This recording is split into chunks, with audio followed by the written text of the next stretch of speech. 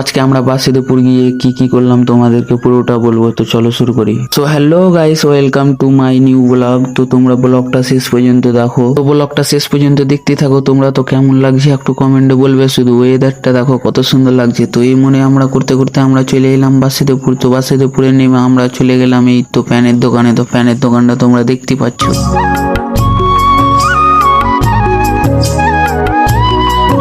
আর সেইখান থেকে কিছু প্যান ফ্যান নিয়ে আমরা চলে এলাম এইখানে ব্যাটের দোকানে। তো এইখানে আমরা ব্যাট নিব না, আমরা ব্যাট নিব না। তো এই লুকটা দেখো তোমরা।